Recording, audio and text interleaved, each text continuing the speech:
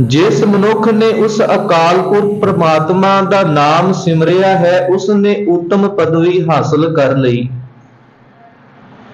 जिसने भी उस अकाल पुरख परमात्मा ਨੂੰ याद ਕੀਤਾ ਇਹ सारा संसार उसकी सिफत सलाह करता है। जिसने भी उसनों ध्याया है वो अकाल पुरख परमात्मा अपने भगत जना दी संत जना दी गुरमुख जना दी अंग संग होके देखभाल करता है।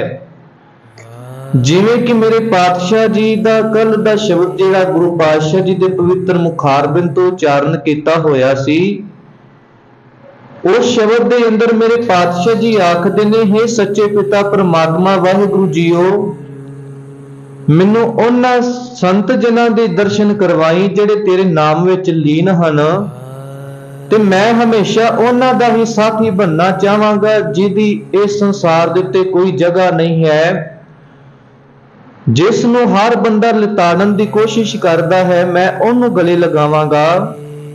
इस करके मेरे पातशाह जी आखदे हन, नीचा अंदर नीच जात नीची हूं अत नीच, नानक तिन कै संग साथ वड्डियां स्यों क्या रीस, जिथे नीच संभालिया तिथे नदर तेरी बख्शीश।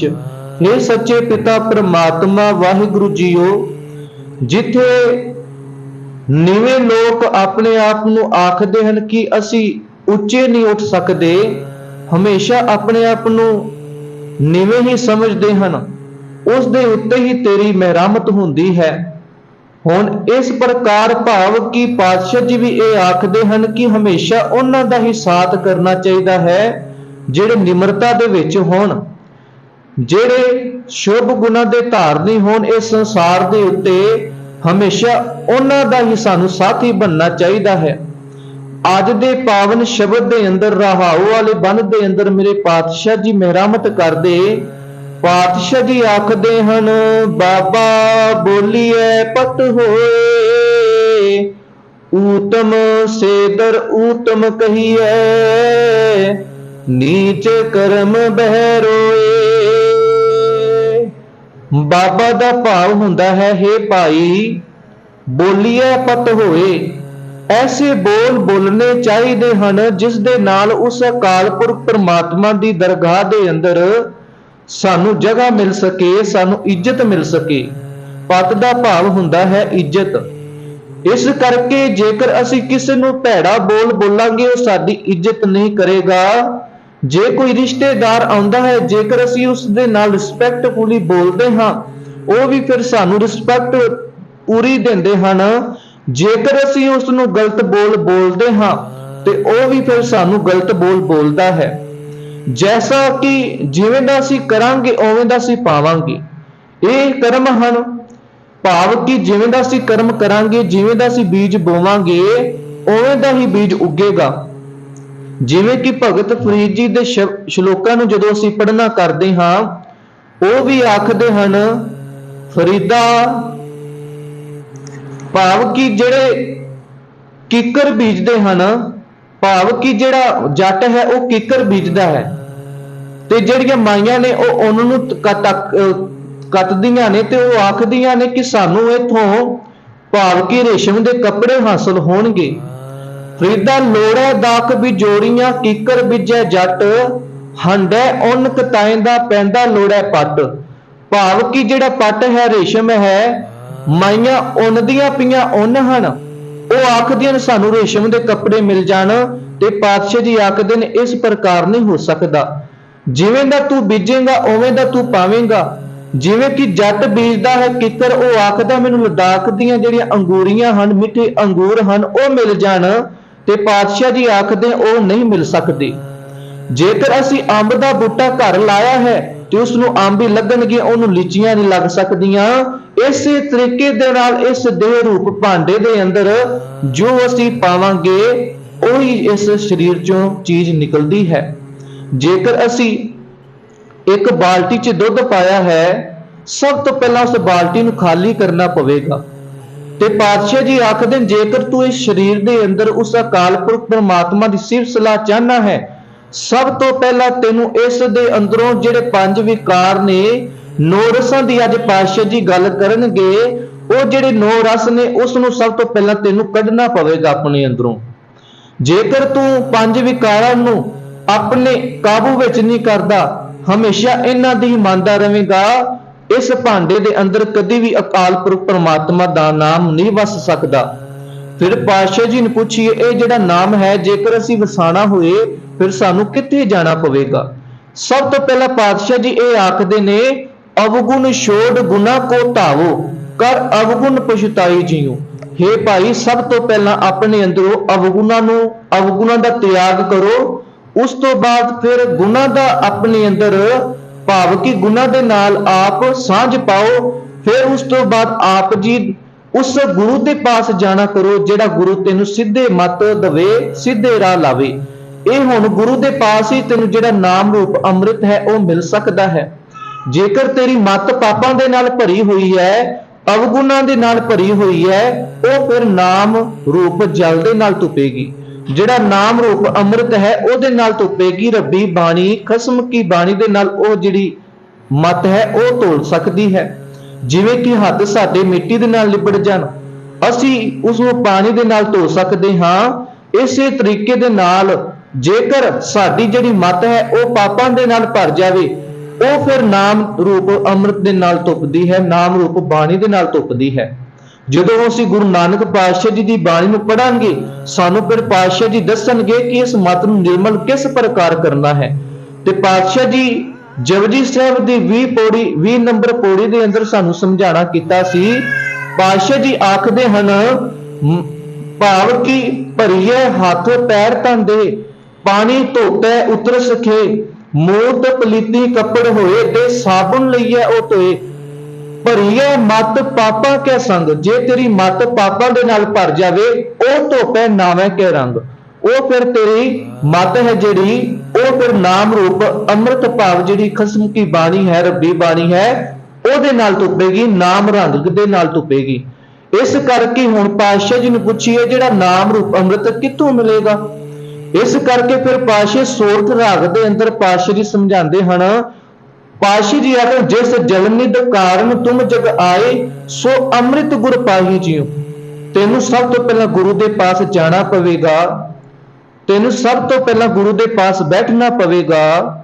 ਜਦੋਂ ਤੂੰ ਗੁਰੂ ਦੇ ਪਾਸ ਬੈਠੇਂਗਾ, ਗੁਰੂ ਦੀ ਬਾਣੀ ਨੂੰ ਸੁਣੇਗਾ, ਗੁਰੂ ਦੀ ਬਾਣੀ ਨੂੰ ਸੁਣੇਗਾ ਤਾਂ ਉਸ ਦਾ ਅਭਿਆਸ ਕਰੇਗਾ ਜਿੰਨਾ ਹੋ ਸਕਦਾ ਹੈ। ਫਿਰ ਉਸ ਤੋਂ ਬਾਅਦ ਫਿਰ ਤੈਨੂੰ ਸੋਝੀ ਆਵੇਗੀ, ਅੱਜ ਤੱਕ ਮੈਂ ਕੀ ਕਰਦਾ ਰਿਹਾ ਹਾਂ ਤੇ ਮੇਰਾ ਗੁਰੂ ਕੀ ਸਮਝਾਉਂਦਾ ਹੈ। ਫਿਰ ਤੂੰ ਆਪਣੀ ਇਸ ਮਤ ਨੂੰ ਤਿਆਗ ਕੇ ਫਿਰ ਗੁਰੂ ਦੀ ਮਤ ਨੂੰ ਤੂੰ ਲੈਣਾ ਹੈ। ਇਸ ਕਰਕੇ ਜਦੋਂ ਅਸੀਂ ਗੁਰੂ ਪਾਤਸ਼ਾਹ ਜੀ ਦੇ ਅੱਗੇ ਮੱਥਾ ਟੇਕਦੇ ਹਾਂ, ਉਹਦਾ ਭਾਵ ਹੀ ਇਹ ਹੈ, ਅਸੀਂ ਸਰੈਂਡਰ ਕਰਨੇ ਗੁਰੂ ਪਾਤਸ਼ਾਹ ਜੀ ਆਪ ਜੀ ਨੂੰ। ਅੱਜ ਤੋਂ ਜਿਹੜਾ ਇਹ ਤਨ ਹੈ, ਮਨ ਹੈ, ਸਭ ਕੁਝ ਤੇਰਾ ਹੈ।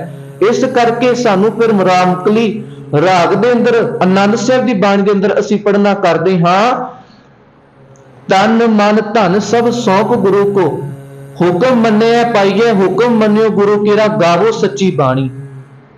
ਫਿਰ ਉਸ ਅਕਾਲ ਪੁਰਖ ਪ੍ਰਮਾਤਮਾ ਦੀ ਜਿਹੜੀ ਰੱਬੀ ਬਾਣੀ ਹੈ, ਸੱਚੀ ਬਾਣੀ ਹੈ, ਉਸ ਨੂੰ ਗਾਣਾ ਹੈ।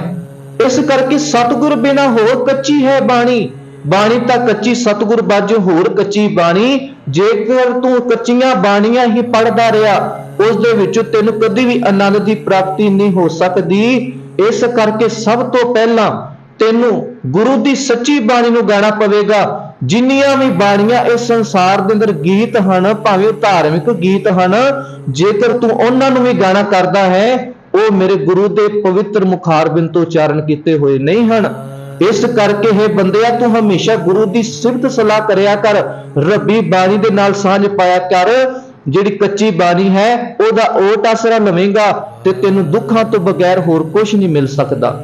ਇਸ ਕਰਕੇ ਜੇ ਤੂੰ ਇੱਜ਼ਤ ਚਾਹਨਾ ਹੈ ਇਸ ਸੰਸਾਰ ਦੇ ਅੰਦਰ, ਰੱਬ ਦੀ ਦਰਗਾਹ ਦੇ ਅੰਦਰ ਇੱਜ਼ਤ ਚਾਹਨਾ ਹੈ, ਜੇ ਰੱਬ ਦਾ ਪਿਆਰ ਪਾਣਾ ਚਾਹਨਾ ਹੈ, ਸਭ ਤੋਂ ਪਹਿਲਾਂ ਜਿਵੇਂ ਕਿ ਭਗਤ ਸਾਹਿਬਾਨਾਂ ਨੇ ਉਸ ਅਕਾਲ ਪੁਰਖ ਪ੍ਰਮਾਤਮਾ ਨੂੰ ਜਪ ਕੇ ਉਹਨਾਂ ਨੇ ਵੀ ਆਪਣੇ ਹਿਰਦੇ ਘਰ ਦੇ ਰੂਪ ਦੇ ਅੰਦਰ ਉਸ ਅਕਾਲ ਪੁਰਖ ਪ੍ਰਮਾਤਮਾ ਦੀ ਜੋਤ ਨੂੰ ਜਗਾਇਆ ਹੈ। ਇਸੇ ਤਰੀਕੇ ਦੇ ਨਾਲ ਤੂੰ ਵੀ ਜਗਾ ਸਕਦਾ ਹੈ, ਤੂੰ ਵੀ ਉਸ ਅਕਾਲ ਪੁਰਖ ਪ੍ਰਮਾਤਮਾ ਵਰਗਾ ਬਣ ਸਕਦਾ ਹੈ। ਤੂੰ ਵੀ ਉਸ ਅਕਾਲ ਪੁਰਖ ਪ੍ਰਮਾਤਮਾ ਨੂੰ ਆਪਣੇ ਹਿਰਦੇ ਘਰ ਦੇ ਅੰਦਰ ਲੱਭਣਾ ਕਰ। ਤੇ ਉਸ ਅਕਾਲ ਪੁਰਖ ਪ੍ਰਮਾਤਮਾ ਦੀ ਜਿਹੜੀ ਰੱਬੀ ਬਾਣੀ ਹੈ, ਖਸਮ ਕੀ ਬਾਣੀ ਹੈ, ਉਸ ਨੂੰ ਗਾਇਨ ਕਰ, ਫਿਰ ਹੀ ਤੈਨੂੰ ਇੱਜ਼ਤ ਪ੍ਰਾਪਤ ਹੋ ਸਕਦੀ ਹੈ। ਇਸ ਕਰਕੇ ਜਦੋਂ ਤੂੰ ਰੱਬ ਦੀ ਬਾਣੀ ਪੜ੍ਹੇਗਾ, ਉਸ ਅਕਾਲ ਪੁਰਖ ਪ੍ਰਮਾਤਮਾ ਦੀ ਸਿਫਤ ਸਲਾਹ ਕਰੇਗਾ, ਫਿਰ ਤੂੰ ਕਦੀ ਵੀ ਐਵੇਂ ਦਾ ਬੋਲ ਨਹੀਂ ਬੋਲੇਗਾ ਜਿਸ ਦੇ ਨਾਲ ਅਗਲੇ ਬੰਦੇ ਦਾ ਜਿਹੜਾ ਹਿਰਦਾ ਹੈ ਉਹ ਚੀਰੋ ਚੀਰ ਹੋ ਜਾਵੇ, ਅਗਲੇ ਦਾ ਹਿਰਦਾ ਟੁੱਟੇ, ਐਵੇਂ ਦੇ ਤੂੰ ਕਦੀ ਵੀ ਬੋਲ ਨਹੀਂ ਬੋਲੇਗਾ। ਇਸ ਕਰਕੇ ਆਪਣੇ ਅੰਦਰ ਸਭ ਤੋਂ ਪਹਿਲਾਂ ਸ਼ੁਭ ਗੁਣਾਂ ਨੂੰ ਆਪਣੇ ਅੰਦਰ ਹਾਸਲ ਕਰ। ਜਿਸ ਨੂੰ ਤੂੰ ਹਾਸਲ ਕਰੇਗਾ, ਫਿਰ ਤੂੰ ਨਿਮਰਤਾ ਦੇ ਵਿੱਚ ਜਦੋਂ ਕਿਸੇ ਨੂੰ ਬੋਲੇਗਾ, ਹਰ ਬੰਦਾ ਤੇਰੀ ਸਿਫਤ ਸਲਾਹ ਕਰੇਗਾ, ਭਾਵ ਕਿ ਹਰ ਤੈਨੂੰ ਸਲਾਹੇਗਾ, ਫਿਰ ਤੇਰੀ ਹਰ ਕੋਈ ਵਡਿਆਈ ਕਰੇਗਾ ਕਿ ਫਲਾਣਾ ਬੰਦਾ ਬੜਾ ਹੀ ਚੰਗਾ ਹੈ। ਇਸ ਪ੍ਰਕਾਰ ਜੇਕਰ ਤੂੰ ਕਰਨਾ ਚਾਹਨਾ ਹੈ, ਸਭ ਤੋਂ ਪਹਿਲਾਂ ਆਪਣੇ ਅੰਦਰ ਸ਼ੁਭ ਗੁਣਾਂ ਨੂੰ ਧਾਰਨ ਕਰ। ਜਿਵੇਂ ਕਿ ਅਸੀਂ ਭਗਤ ਫਰੀਦ ਜੀ ਦੇ ਸ਼ਲੋਕਾਂ ਨੂੰ ਪੜ੍ਹਨਾ ਕਰਦੇ ਹਾਂ, ਉਹਨਾਂ ਨੇ ਵੀ ਇਹ ਕਿਹਾ ਹੈ ਕਿ ਇੱਕ ਸੁਹਾਗ ਵਾਲੀ ਜੀਵ ਇਸਤਰੀ ਦੇ ਇਹ ਗੁਣ ਹੋਣੇ ਚਾਹੀਦੇ ਹਨ। ਸਭ ਤੋਂ ਪਹਿਲਾਂ ਉਹਦੇ ਅੰਦਰ ਨਿਮਰਤਾ ਹੋਣੀ ਚਾਹੀਦੀ ਹੈ। ਜੇ ਨਿਮਰਤਾ ਹੈ, ਉਸ ਤੋਂ ਬਾਅਦ ਫਿਰ ਉਸ ਨੂੰ ਜੇ ਕਿਸੇ ਨੇ ਕੁਝ ਗਲਤ ਵੀ ਬੋਲ ਦਿੱਤਾ ਹੈ, ਉਸ ਤੋਂ ਬਾਅਦ ਉਸ ਨੂੰ ਸਲਾਹਣਾ, ਭਾਵ ਕਿ ਉਸ ਨੂੰ ਤੂੰ ਸਹਾਰਨਾ ਵੀ ਹੈ। ਫਿਰ ਜਿਹੜੀ ਤੇਰੀ ਜੀਭਾ ਹੈ, ਰਸਨਾ ਹੈ, ਇਸ ਰਸਨਾ ਤੋਂ ਹਮੇਸ਼ਾ ਤੂੰ ਮਿਠਾਸ ਭਰੇ ਬੋਲ ਹੀ ਬੋਲ, ਹਮੇਸ਼ਾ ਕਦੀ ਵੀ ਕੋੜਾ ਬੋਲ ਨਾ ਬੋਲਿਆ ਕਰ। ਕਿਉਂਕਿ ਜਿਹੜਾ ਮੇਰਾ ਖਸਮ ਹੈ, ਮਿੱਠ ਬੋਲੜਾ ਜੀ ਹਰ ਸੱਜਣ ਸੁਆਮੀ ਮੋਰਾ, ਭਾਵ ਕਿ ਉਹ ਤੇ ਜਿਹੜਾ ਅਕਾਲ ਪੁਰਖ ਪ੍ਰਮਾਤਮਾ ਹੈ, ਉਹ ਵੀ ਤੇ ਮਿੱਠਾ ਬੋਲਣ ਵਾਲਾ ਹੈ। ਤੂੰ ਅਨੇਕਾਂ ਹੀ ਅਪਰਾਧ ਵੀ ਕੀਤੇ ਹੋਣਗੇ, ਪਰ ਉਹ ਅਕਾਲ ਪੁਰਖ ਪ੍ਰਮਾਤਮਾ ਫਿਰ ਵੀ ਤੈਨੂੰ ਕੋੜਾ ਨਹੀਂ ਬੋਲੇਗਾ। ਜੇ ਤੂੰ ਉਹਦੀ ਦਰਗਾਹ ਦੇ ਅੰਦਰ ਆਣ ਕੇ ਆਪਣੇ ਪਾਪਾਂ ਨੂੰ ਕਬੂਲ ਕਰਦਾ ਹੈ ਕਿ ਅੱਜ ਤੱਕ ਮੈਂ ਇੱਧਰ ਹੀ ਭਟਕਦੀ ਰਹੀ, ਸੰਸਾਰ ਰੂਪ ਪਦਾਰਥਾਂ ਦੇ ਵਿੱਚ ਹੀ ਮੈਂ ਲੀਨ ਰਹੀ, ਹੇ ਸੱਚੇ ਪਿਤਾ ਪ੍ਰਮਾਤਮਾ ਵਾਹਿਗੁਰੂ ਜੀਓ, ਮੈਂ ਕਦੀ ਵੀ ਤੇਰਾ ਨਾਮ ਨਹੀਂ ਧਿਆਇਆ, ਅੱਜ ਮੈਂ ਤੇਰੇ ਦਰ ਤੇ ਆਈ ਹਾਂ, ਮੈਨੂੰ ਬਖਸ਼ ਲੈ। ਉਹ ਵੀ ਅਕਾਲ ਪੁਰਖ ਪ੍ਰਮਾਤਮਾ ਗੁਰੂ ਨਾਨਕ ਪਾਤਸ਼ਾਹ ਖੁਦ ਆਪ ਜੀ ਨੂੰ ਗਲੇ ਨਾਲ ਲਗਾ ਲੈਣਗੇ। ਫਿਰ ਤੈਨੂੰ ਉਹ ਕਹਿਣਗੇ, ਨਿਮਨ ਸੋ ਅੱਖਰ ਖਵਨ ਗੁਣ ਜਿਹਬਾ ਮਨੀਆ ਮੰਤ, ਇਹ ਤ੍ਰੈ ਪੈਣੇ ਵੇਸ ਕਰ ਤਾਵਸ ਆਵੀ ਕੰਤ। ਇਹ ਭੈਣੇ, ਇਹ ਤਿੰਨ ਵੇਸ ਨੇ ਜਿਹੜੇ ਨਿਮਰਤਾ ਵਾਲਾ, ਸਹਾਰਨਾ, ਮਿੱਠ ਬੋਲੜਾ, ਭਾਵ ਕਿ ਆਪਣੀ ਮਿਠਾਸ ਭਰੇ ਬੋਲ, ਇਹ ਤ੍ਰੈ ਭੈਣੇ ਵੇਸ ਕਰ। हे ਭੈਣੇ, ਇਹ ਤਿੰਨ ਵੇਸ ਆਪਣੇ ਅੰਦਰ ਧਾਰਨ ਕਰ ਲੈ। ਇਸ ਸੰਸਾਰ ਦੇ ਅੰਦਰ ਵੀ ਤੇ ਉਸ ਅਕਾਲ ਪੁਰਖ ਪ੍ਰਮਾਤਮਾ ਦੀ ਰੱਬੀ ਦਰਗਾਹ ਦੇ ਅੰਦਰ ਵੀ ਤੈਨੂੰ ਆਦਰ ਮਾਨ ਪ੍ਰਾਪਤ ਹੋਵੇਗਾ। ਇਸ ਕਰਕੇ ਤੂੰ ਜਿਹੜੀ ਇੱਜ਼ਤ ਮਾਨ ਪ੍ਰਾਪਤ ਕਰਨਾ ਚਾਹਨੀ ਹੈ, ਇੱਥੋਂ ਹੀ ਤੇਰੀ ਸਭ ਤੋਂ ਪਹਿਲਾਂ ਪਿਆਰ ਤੋਂ ਸ਼ੁਰੂਆਤ ਹੋਵੇਗੀ। ਜੇ ਤੇਰਾ ਗੁਰੂ ਦੇ ਨਾਲ ਪਿਆਰ ਹੈ, ਫਿਰ ਗੁਰੂ ਦੇ ਹੁਕਮਾਂ ਨੂੰ ਮੰਨ ਕੇ ਚੱਲ, ਫਿਰ ਆਪਣੇ ਜੀਵਨ ਨੂੰ ਸਚਿਆਰਾ ਬਣਾਉਣਾ ਕੋਸ਼ਿਸ਼ ਕਰ। ਹਮੇਸ਼ਾ ਕਦੀ ਵੀ ਕਿਸੇ ਦਾ ਦਿਲ ਨਾ ਦੁਖੇ, ਕਦੀ ਵੀ ਮੈਂ ਕਿਸੇ ਨੂੰ ਗਲਤ ਨਾ ਬੋਲਾਂ, ਹਮੇਸ਼ਾ ਨਿਮਰਤਾ ਦੇ ਵਿੱਚ ਜਦੋਂ ਰਹਿਣਾ ਸਿੱਖ ਲਵੇਂਗੀ, ਫਿਰ ਤੂੰ ਤੇਰਾ ਜੀਵਨ ਵੀ ਸਚਿਆਰਾ ਬਣ ਜਾਵੇਗਾ। ਇਸ ਕਰਕੇ ਉਸ ਅਕਾਲ ਪੁਰਖ ਪ੍ਰਮਾਤਮਾ ਦੇ ਰੱਬੀ ਹੁਕਮਾਂ ਦੇ ਵਿੱਚ ਚੱਲ ਕੇ ਅਸੀਂ ਆਪਣੇ ਜੀਵਨ ਨੂੰ ਸਚਿਆਰਾ ਬਣਾ ਸਕਦੇ ਹਾਂ। ਤੇ ਜਿਹਦਾ ਵੀ ਸਚਿਆਰਾ ਜੀਵਨ ਬਣਿਆ ਹੈ, ਉਹਨੇ ਹੀ ਇੱਜ਼ਤ ਮਾਨ ਇਸ ਸੰਸਾਰ ਦੇ ਅੰਦਰ ਵੀ ਰਹਿੰਦੇ ਆ ਪ੍ਰਾਪਤ ਕੀਤਾ ਹੈ, ਤੇ ਉਸ ਅਕਾਲ ਪੁਰਖ ਪ੍ਰਮਾਤਮਾ ਦੀ ਦਰਗਾਹ ਦੇ ਅੰਦਰ ਵੀ ਪ੍ਰਾਪਤ ਕੀਤਾ ਹੈ। ਅੱਜ ਦੇ ਰਹਾਉ ਵਾਲੇ ਬੰਦ ਦੇ ਅੰਦਰ ਮੇਰੇ ਪਾਤਸ਼ਾਹ ਜੀ ਇਹੀ ਆਖਦੇ ਹਨ, ਬਾਬਾ ਬੋਲੀਏ ਪਤ ਹੋਏ, ਊਤਮ ਸੇ ਦਰ ਊਤਮ ਕਹੀਐ, ਨੀਚ ਕਰਮ ਬਹਿ ਰੋਏ। ਜਿਨ੍ਹਾਂ ਨੇ ਊਤਮ ਪੁਰਖਾਂ ਦੀ ਸੰਗਤ ਕੀਤੀ, ਜਿਨ੍ਹਾਂ ਨੇ ਭਗਤ ਸਹਿਬਾਨਾਂ ਦੀ ਬਾਣੀ ਨੂੰ ਪੜ੍ਹ ਕੇ ਉਹਨਾਂ ਦੀ ਬਾਣੀ ਨੂੰ ਆਪਣੀ ਜ਼ਿੰਦਗੀ ਦੇ ਵਿੱਚ ਅਪਣਾਇਆ, ਉਹਨਾਂ ਦੀ ਸੰਗਤ ਕੀਤੀ, ਫਿਰ ਉਹ ਵੀ ਊਤਮ ਬਣ ਗਏ। ਭਾਵ ਕਿ ਊਤਮ ਸੇ ਦਰ ਊਤਮ ਕਹੀਏ, ਹਮੇਸ਼ਾ ਚੰਗੇ ਬੰਦੇ ਨੂੰ, ਜਿਹੜਾ ਚੰਗਾ ਖਿਆਲੀ ਹੈ, ਉਹਨੂੰ ਹਮੇਸ਼ਾ ਹਰ ਬੰਦਾ ਚੰਗਾ ਹੀ ਆਖੇ, ਕਦੀ ਭੈੜਾ ਨਹੀਂ ਕਵੇਗਾ। ਜਿਹੜੀ ਚੰਗੀ ਚੀਜ਼ ਹੁੰਦੀ ਹੈ, ਹਮੇਸ਼ਾ ਉਸ ਨੂੰ ਬੰਦਾ ਸੰਭਾਲ ਕੇ ਰੱਖਦਾ ਹੈ। ਫਿਰ ਜਦੋਂ ਅਸੀਂ ਸਾਡੇ ਅੰਦਰ ਰੱਬੀ ਗੁਣ ਆਉਂਦੇ ਹਨ, ਹਰ ਬੰਦਾ ਫਿਰ ਸਾਨੂੰ ਸੰਭਾਲ ਕੇ ਰੱਖਦਾ ਹੈ, ਹਰ ਬੰਦਾ ਸਾਡੇ ਕੋਲ ਆਣ ਕੇ ਬੈਠਦਾ ਹੈ ਤੇ ਸਾਡੇ ਤੋਂ ਉਸ ਅਕਾਲ ਪੁਰਖ ਪ੍ਰਮਾਤਮਾ ਦੇ ਵਿਚਾਰਾਂ ਸੁਣਨਾ ਕਰਦਾ ਹੈ। ਉਹ ਵੀ ਆਖਦਾ ਹੈ ਕਿ ਅਸੀਂ ਵੀ ਉਸ ਅਕਾਲ ਪੁਰਖ ਪ੍ਰਮਾਤਮਾ ਦੇ ਨਾਲ ਜੁੜ ਕੇ ਅਸੀਂ ਵੀ ਉੱਤਮ ਬਣ ਸਕੀਏ। ਇਸ ਕਰਕੇ ਊਤਮ ਸੇ ਦਰ ਊਤਮ ਕਹੀਐ, ਨੀਚ ਕਰਮ ਬਹਿ ਰੋਏ। ਜੇ ਤੂੰ ਨੀਵੇਂ ਕਰਮ ਕਰਦਾ ਹੈ, ਇਸ ਕਰਕੇ ਇੱਕ ਅਖਾਣ ਹੈ, ਭਾਵ ਕਿ ਇੱਕ ਸਿਆਣਿਆਂ ਦਾ ਅਖਾਣ ਹੈ, ਉਹ ਆਖਦੇ, ਵਾਦੜੀਆਂ ਸਜਾਦੜੀਆਂ ਨਿਭਣ ਸਿਰਾਂ ਦੇ ਨਾਲ। ਜਿਹੜੀਆਂ ਭੈੜੀਆਂ ਆਦਤਾਂ ਨੇ, ਚੰਗੀਆਂ ਆਦਤਾਂ ਨੇ ਹਮੇਸ਼ਾ ਸਿਰੇ ਤੱਕ ਨਿਭਦੀਆਂ ਹਨ, ਜਿੰਨਾ ਕਰ ਬੰਦੇ ਦੇ ਸਵਾਸ ਨਹੀਂ ਮੁੱਕ ਜਾਂਦੇ। ਜਿੱਦਣ ਸਵਾਸ ਮੁੱਕਦੇ ਹਨ ਉਦਣ ਇਹ ਜਿੰਨੀਆਂ ਵੀ ਇੱਛਾਵਾਂ ਹਨ ਮਨ ਦੀਆਂ, ਇਹ ਵੀ ਖਤਮ ਹੋ ਜਾਂਦੀਆਂ ਹਨ। ਮੈਂ ਸੰਤ ਮਸਕੀਨ ਸਿੰਘ ਜੀ ਦੀ ਇੱਕ ਕਿਤਾਬ ਨੂੰ ਪੜ੍ਹਦਾ ਪਿਆ ਸੀ। ਉਹਨਾਂ ਨੇ ਕਿਆ ਖੂਬ ਲਿਖਿਆ ਹੈ ਕਿ ਜਿਹੜਾ ਇਹ ਸਰੀਰ ਹੈ ਇਹ 5 ਤੱਤਾਂ ਦਾ ਬਣਿਆ ਹੋਇਆ ਹੈ। ਉਸ ਤੋਂ ਬਾਅਦ ਜੇਕਰ ਮਨ ਕਰੀਏ, ਮਨ ਦੀ ਗੱਲ ਕਰੀਏ, ਇਹ ਕਿਸ ਦਾ ਬਣਿਆ ਹੋਇਆ ਹੈ? ਉਹ ਲਿਖਦੇ ਹਨ ਇਹ ਜਿਹੜਾ ਤੁਹਾਡਾ ਮਨ ਹੈ ਇਹ ਵੀ 5 ਤੱਤਾਂ ਦਾ ਹੀ ਬਣਿਆ ਹੋਇਆ ਹੈ। ਜੇਕਰ 5 ਤੱਤ ਹੈ ਤਾਂ ਹੀ ਇਹ ਮਨ ਵੀ ਹੈ ਨਾ। ਇਸ ਕਰਕੇ ਮਨ ਨੂੰ ਜਿਹੜਾ ਭਾਈ ਕਾਹਨ ਸਿੰਘ ਨਾਭਾ ਦਾ ਐਨਸਾਈਕਲੋਪੀਡੀਆ ਮਹਾਨ ਕੋਸ਼ ਹੈ, ਜਦੋਂ ਅਸੀਂ ਉਸ ਨੂੰ ਪੜ੍ਹਨਾ ਕਰਦੇ ਹਾਂ, ਉਹਨਾਂ ਦੇ ਮਨ ਦੇ ਜਿਹੜੇ ਅੱਖਰੀ ਅਰਥ ਕੀਤੇ ਹਨ, ਉਹਨਾਂ ਨੇ ਅੱਖਰੀ ਅਰਥ ਕੀਤੇ ਹਨ ਵਿਚਾਰਾਂ ਦਾ ਸੰਗ੍ਰਹਿ। ਜਿਹੜਾ ਸਾਡਾ ਮਨ ਹੈ ਇਹ ਵਿਚਾਰਾਂ ਦਾ ਸੰਗ੍ਰਹਿ ਹੈ। ਵਿਚਾਰ ਤਾਂ ਹੀ ਟਿਕਣਗੇ ਨਾ ਜੇਕਰ ਸਾਡਾ ਇਹ 5 ਭੂਤਕੀ ਸਰੀਰ ਹੋਵੇਗਾ। ਇਸ ਕਰਕੇ ਇਹ ਜਿਹੜਾ ਸਾਡਾ ਸਰੀਰ ਹੈ 5 ਤੱਤਾਂ ਦਾ, ਉਹਨੂੰ ਹੀ ਮਿਲ ਕੇ ਸਾਡਾ ਇੱਕ ਛੋਟਾ ਜਿਹਾ ਮਨ ਬਣਦਾ ਹੈ, ਜਿਸ ਤੋਂ ਇਹ ਸਾਰਾ ਕਾਰ ਵਿਹਾਰ ਸਾਡਾ ਚੱਲਦਾ ਪਿਆ ਹੈ। ਜੇਕਰ ਸਾਡਾ ਮਨ ਸਾਡੇ ਕਾਬੂ ਵਿੱਚ ਆ ਜਾਵੇ, ਇਹ ਸਾਰੇ ਸ੍ਰਿਸ਼ਟੀ ਭਾਵ ਸਾਡੀ ਕਾਬੂ ਵਿੱਚ ਆ ਸਕਦੀ ਹੈ। ਮਨ ਜੀਤੈ ਜਗ ਜੀਤ, ਫਿਰ ਅਸੀਂ ਉਸ ਨੂੰ ਵੀ, ਇਹ ਸਾਰੇ ਸੰਸਾਰ ਦਾ ਜਿਹੜਾ ਮਾਲਕ ਹੈ, ਅਸੀਂ ਉਸ ਨੂੰ ਜਿੱਤ ਸਕਦੇ ਹਾਂ ਜੇਕਰ ਅਸੀਂ ਆਪਣੇ ਮਨ ਨੂੰ ਜਿੱਤ ਲਵੀਏ। ਇਸ ਕਰਕੇ ਉਤਮ ਸੰਗਤ ਭਾਵ ਕਿ ਜਦੋਂ ਅਸੀਂ ਕਰਾਂਗੇ, ਉਤਮ ਪੁਰਖਾਂ ਦੇ ਵਿੱਚ ਬੈਠਾਂਗੇ, ਉਹ ਵੀ ਉਤਮ ਬਣ ਜਾਣਗੇ। ਇਸ ਕਰਕੇ ਪਾਤਸ਼ਾਹ ਜੀ ਕਰਦੇ ਕਹਿੰਦੇ ਹਨ, ਊਤਮ ਸੇਦਰ ਊਤਮ ਕਹੀਐ ਨੀਚ ਕਰਮ ਬਹਿ ਰੋਏ। ਜੇਕਰ ਕੋਈ ਬੰਦਾ ਭੈੜਾ ਕੰਮ ਕਰਦਾ ਹੈ, ਹਮੇਸ਼ਾ ਆਪਣੇ ਮਾਪਿਆਂ ਦੇ ਨਾਲ ਲੜਦਾ ਹੈ, ਸਭ ਤੋਂ ਵੱਡਾ ਪਾਪ ਹੈ ਉਹ ਭਾਵ ਕਿ ਨੀਚ ਕਰਮ ਕਰਕੇ ਫਿਰ ਦੁਖੀ ਵੀ ਹੁੰਦਾ ਹੈ। ਇੱਕ ਦਿਨ ਉਸਨੇ ਵੀ ਬਾਪ ਬਣਨਾ ਹੈ। ਅੱਜ ਉਹ ਆਪਣੇ ਮਾਤਾ ਪਿਤਾ ਦੇ ਨਾਲ ਲੜਦਾ ਪਿਆ ਹੈ, ਕੱਲ ਨੂੰ ਉਸਨੇ ਵੀ ਮਾਂ ਪਿਓ ਦਾ ਦਰਜਾ ਉਹਨੇ ਵੀ ਹਾਸਲ ਕਰਨਾ ਹੈ। ਕੱਲ ਉਹਦੇ ਵੀ ਬੱਚੇ ਉਸ ਦੇ ਨਾਲ ਜਦੋਂ ਲੜਨਗੇ, ਫਿਰ ਉਹਨੂੰ ਉਹ ਗੱਲ ਯਾਦ ਆਏਗੀ ਕਿ ਮੈਂ ਵੀ ਕਦੀ ਆਪਣੇ ਮਾਪਿਆਂ ਦੇ ਨਾਲ ਲੜਦਾ ਸੀ। ਇਸ ਕਰਕੇ ਤੇ ਮੇਰੇ ਪਾਤਸ਼ਾਹ ਜੀ ਦੀ ਬਾਣੀ ਜਦੋਂ ਅਸੀਂ ਪੜ੍ਹਦੇ ਹਾਂ ਤੇ ਮੇਰੇ ਪਾਤਸ਼ਾਹ ਜੀ ਆਖਦੇ ਨੇ ਕਦੀ ਵੀ ਮਾਪਿਆਂ ਦੇ ਨਾਲ ਨਹੀਂ ਲੜਨਾ ਚਾਹੀਦਾ। ਬੇਟਾ ਜੀ ਇਹ ਗੱਲ ਸੁਣ ਕੇ ਚੱਲੋ ਕਿ ਜਦੋਂ ਤੂੰ ਆਪਣੇ ਮਾਪਿਆਂ ਦੇ ਨਾਲ ਲੜੇਗਾ, ਸਭ ਤੋਂ ਵੱਡਾ ਪਾਪ ਕਰਦਾ ਹੈ। ਕਾਹੇ ਭੂਤ ਝਗੜਤ ਹੋ ਸੰਗ ਬਾਪ, ਜਿਨਕੇ ਜਨੇ ਬਡੀਰੇ ਤੁਮ ਹੋ, ਤਿਨਸਿਓ ਝਗੜਤ ਪਾਪ। ਜਿਨ੍ਹਾਂ ਦੇ ਜੰਮੇ ਪਲੇ ਤੁਸੀਂ ਹੋ, ਉਹਨਾਂ ਦੇ ਨਾਲ ਝਗੜਨਾ ਸਭ ਤੋਂ ਵੱਡਾ ਪਾਪ ਹੈ ਪੁੱਤਰ ਜੀ। ਇਸ ਕਰਕੇ ਕਦੇ ਵੀ ਆਪਣੇ ਮਾਪਿਆਂ ਦੇ ਨਾਲ ਨਾ ਝਗੜ, ਕਿਉਂਕਿ ਉਹਨਾਂ ਨੇ ਹੀ ਤੈਨੂੰ ਲਾਡ ਪਿਆਰ ਕਰਕੇ ਏਡਾ ਵੱਡਾ ਕੀਤਾ ਹੈ। ਜਿਹੜੀਆਂ ਜੋ ਤੈਨੂੰ ਚਾਹੀਦਾ ਸੀ ਉਹਨਾਂ ਨੇ ਤੈਨੂੰ ਲਿਆ ਕੇ ਦਿੱਤਾ ਹੈ। ਅੱਜ ਤੂੰ ਉਹਨਾਂ ਨੂੰ ਹੀ ਕਹਿਣਾ ਹੈ ਤੂੰ ਸਾਡੇ ਵਾਸਤੇ ਕੀਤਾ ਕੀ ਹੈ। ਅੱਜ ਤੂੰ ਉਹਨਾਂ ਨੂੰ ਜਾ ਕੇ ਅਨਾਥ ਆਲੇ ਜਾ ਕੇ ਛੱਡ ਆਉਣਾ ਹੈ। ਆਪਣੇ ਇੱਕ ਭਾਵ ਕਿ ਬੀਵੀ ਦੇ ਖਾਤਰ, ਆਪਣੇ ਬੱਚਿਆਂ ਨੂੰ ਖੁਸ਼ ਰੱਖਣ ਦੇ ਖਾਤਰ ਆਪਣੇ ਮਾਪਿਆਂ ਨੂੰ ਤੂੰ ਆਪਣੇ ਘਰੋਂ ਕੱਢ ਦਿੰਦਾ ਹੈ। ਇੱਕ ਦਿਨ ਤੂੰ ਵੀ ਬੁਢੇਪੇ ਦੇ ਵਿੱਚ ਜਦੋਂ ਆਉਣਾ ਹੈ ਨਾ, ਤੇਰੇ ਬੱਚਿਆਂ ਨੇ ਵੀ ਤੈਨੂੰ ਠੁੱਡੇ ਮਾਰ ਕੇ ਬਾਹਰ ਕੱਢ ਦੇਣਾ ਹੈ। ਇਸ ਕਰਕੇ ਪਾਤਸ਼ਾਹ ਜੀ ਦੀ ਬਾਣੀ ਅੱਜ ਪਾਤਸ਼ਾਹ ਜੀ ਇਹੀ ਤੇ ਸਮਝਾ ਰਹੇ ਹਨ ਕਿ ਜਿਵੇਂ ਦਾ ਕਰਮ ਕਰੇਗਾ ਨਾ ਉਵੇਂ ਦਾ ਹੀ ਪਾਏਗਾ। ਊਤਮ ਸੇਦਰ ਊਤਮ ਕਹੀਐ ਨੀਚ ਕਰਮ ਬਹਿ ਰੋਏ। ਜੇ ਤੂੰ ਭਾਵ ਕਿ ਨੀਚ ਕਰਮ ਕਰੇਗਾ ਫਿਰ ਤੂੰ ਅੰਤ ਤੱਕ ਰੋਵੇਂਗਾ, ਫਿਰ ਤੈਨੂੰ ਪਛਤਾਵੇ ਤੋਂ ਬਿਨਾਂ ਇਸ ਸੰਸਾਰ ਦੇ ਉੱਤੇ ਤੈਨੂੰ ਕੁਝ ਵੀ ਰਹਿ ਨਹੀਂ ਜਾਣਾ। ਇਸ ਕਰਕੇ ਅੱਜ ਜਦੋਂ ਮੇਰੇ ਪਾਤਸ਼ਾਹ ਜੀ ਇਹ ਸ਼ਬਦ ਜੋ ਦੱਸਦੇ ਹਨ, ਫਿਰ ਸਾਨੂੰ ਇਹ ਸਮਝ ਆ ਜਾਣੀ ਚਾਹੀਦੀ ਹੈ ਹਮੇਸ਼ਾ ਅਸੀਂ ਵੀ ਉਤਮ ਸੰਗਤ ਕਰੀਏ, ਉਤਮ ਸੰਗਤ ਵਿੱਚ ਬੈਠ ਕੇ ਚੰਗੇ ਵਿਚਾਰਾਂ ਦਾ ਧਾਰਨੀ ਬਣੀਏ, ਸਹਿਜ ਪਾਠ ਕਰੀਏ, ਬਾਣੀ ਵਿਚਾਰੀਏ, ਬਾਣੀ ਪੜ੍ਹੀਏ ਤੇ ਹੋਰਾਂ ਨੂੰ ਵੀ ਅਸੀਂ ਸਮਝਾਈਏ। ਤੇ ਪਹਿਲੇ ਬੰਦ ਦੇ ਅੰਦਰ ਮੇਰੇ ਪਾਤਸ਼ਾਹ ਜੀ ਮਿਹਰਮਤ ਕਰਦੇ ਹਨ, ਲੱਭ ਕੁੱਤਾ ਕੂੜ ਚੂੜਾ ਠੱਗ ਖਾਦਾ ਮੁਰਦਾਰ।